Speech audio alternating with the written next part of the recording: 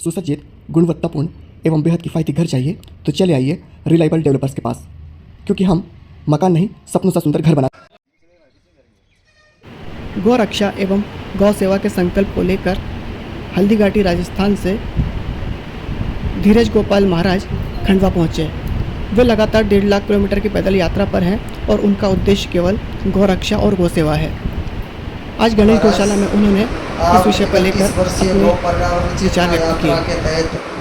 31 वर्ष तक पैदल नंगे पैर संपूर्ण भारत में गौ माता जी की अलौकिक दिव्य महिमा सुनाने के लिए अपने आश्रम को छोड़ करके, अपने घर को छोड़ करके चले। आप अब तक लगभग 1,50,000 किलोमीटर पैदल करके 43,000 ग्रामों में कथा सुना दी। और इस यात्रा का नियम भी है कि ये किसी के घर नहीं जाते, किसी से दान नहीं लेते, किसी से दक्षिणा नहीं लेते, किसी के घर का भोजन नहीं करते, यहाँ तक कि किसी के घर का पानी भी पीना इनकी परंपरा में नहीं है। यहाँ पर भैया यात्रा का हमारे मुख्य उद्देश्य है देसी भारतीय नस्ल की गौ माता के आर्थिक, धार्मिक, आध्यात्मिक और वैज्ञानिक स्वरूप को हिंदुस्तान के सभी भाई बहनों के सामने रखना है। लोगों को समझाना है कि वास्तव में गौ माता क्या चीज़ है, हम लोगों को गौ माता के बारे में कितनी जानकारी है, गौ माता को क्या समझ रहे हैं और वास्तव में है कौन वो, और गाय माता अपने को क्या दे सकती है, अपने लिए गौ माता क्या कर सकती है। ये उनकी ईश्वरीय शक्ति को समझाने के लिए यात्रा निकाली हमारे गुरु जी ने।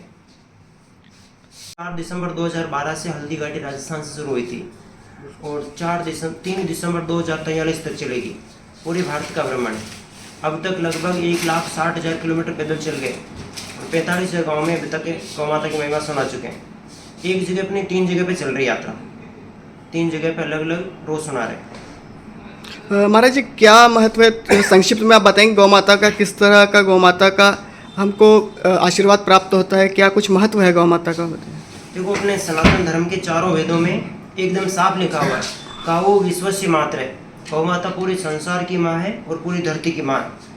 महाभारत के अनुशासन पर्व में भगवान गणेश जी ने लिखा है कि मातरे सर्वभूतानां गावे सर्व सुख प्रदा, कि गौ माता तो सब जीवों की माँ है और गौ माता को अपनी माँ मान करके प्रेम से निस्वार्थ भाव से अगर उनकी सेवा करेंगे तो 2.5 वर्ष में गौ माता कामधेनु बन जाएगी और फिर अपनी सब इच्छा पूरी करेगी, सब कुछ अपने को देती है। देसी गौ माता के दूध, दही, घी, गोबर, करस और गौमूत्र के इस पंचगव्य के वैज्ञानिक स्वरूप को लोगों के सामने रखना है कि इनमें कितनी शक्ति होती है और पंचगव्य का उपयोग करने से अपने शरीर में कैसे आरोग्यता बढ़ेगी, रोग बीमारी खत्म होगा, शरीर में हमेशा स्वस्थ रहेंगे। इसके अलावा भारत देश में कृषि करने वाले सभी किसान भाइयों को गौ माता के बारे में बताना है और गौ आधारित प्राकृतिक कृषि के लिए प्रेरित करना है, ताकि यूरिया डीपी के जहरीले रसायन वाले अनाज से मुक्त होकर के विष मुक्त खेती कर सके और सभी के जीवन में सुख समृद्धि आवे, प्रसन्नता रहे। और वेदों में लिखा है कि गौमय वस्ती लक्ष्मी, लक्ष्मी जी गौ माता के गोबर में निवास करते हैं। और हमारा तो ऐसा मानना है और स्वयं महात्मा गांधी जी ने अपने मुख से बोला है कि भारतीय सभ्यता और संस्कृति का दूसरा नाम ही गौ माता है। ये स्वयं महात्मा गांधी ने अपने मुख से बोला हुआ है। इस तरह की स्थिति ने आपको प्रभावित किया? मतलब भैया वर्तमान समय में जो गौ माता की स्थिति है, जैसा कि लोग रखना पसंद नहीं कर रहे हैं, केवल दूध का साधन समझते हैं, जबकि गाय माता केवल दूध के लिए नहीं होती। दूध तो केवल प्रसाद मात्र है उनका, दूध देवे या नहीं देवे, फिर भी अगर गौ माता को घर में रखेंगे तो रखने से अपने को कितना लाभ मिलेगा। केवल एक गौ माता 3 एकड़ खेती को प्राकृतिक कृषि कर सकती है। 3 एकड़ खेती में उनका गोबर गौमूत्र पर्याप्त है। तो किसान भाइयों को इसके बारे में बताना कि गोबर गौमूत्र को कैसे काम में लेना है, कैसे उनकी केंचुआ वाली खाद खेती में डालना है, प्रयोग करना है और गौमूत्र भी काम में लेना है। तो लोग वापस भारतीय देसी प्राकृतिक कृषि को मुड़ेंगे।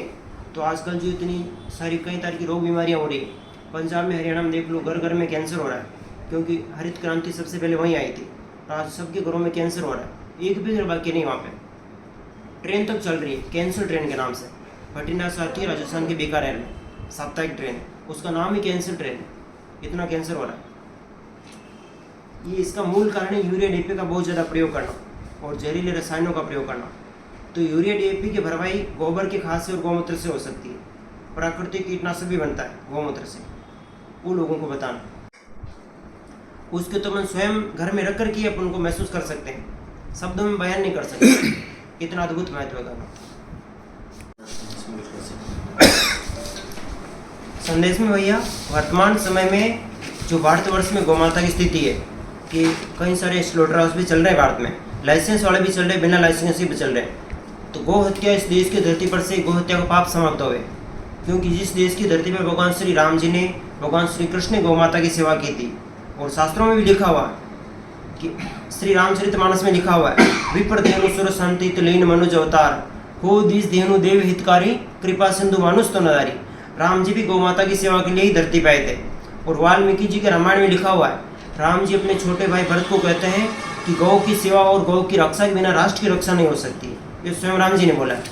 तो उसी धरती पर जब गौ माता की हत्या हो रही है और गौ माता की खून की नदियाँ बह रही, कि गौ हत्या का पाप अपने देश की धरती पर से मिटे और गौ माता को संवैधानिक रूप से राष्ट्र माता का दर्जा मिले।